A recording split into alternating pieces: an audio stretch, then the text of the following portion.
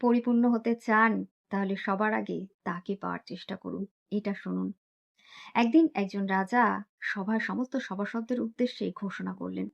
বললেন, আমি আজ তোমাদের প্রাণ খুলে দিতে চাই।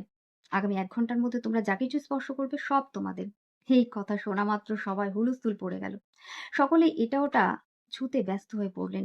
কেউ সোনা ছুলেন, কেউ রূপো ছুলেন, কেউ হিরে জহরত, কেউ বা গরু ঘোড়া, আবার কেউ জমি। ভিড়ের মাঝে একজন চুপ করে দাঁড়িয়ে রইলেন। রাজার দৃষ্টি তার দিকে পড়তেই রাজা তার উদ্দেশ্যে বললেন, তুমি চুপ করে দাঁড়িয়ে আছো, তুমি কিছু ছুঁলে না, তোমার কি কিছু চাই না?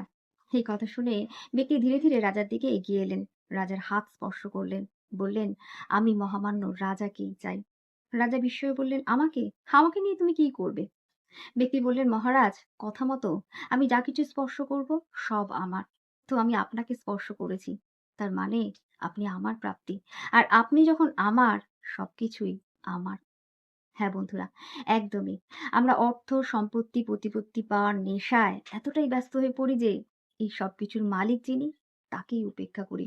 আমরা এই সহজ সত্যটা ভুলে যাই যে তাকে পেলেই সব পাওয়া।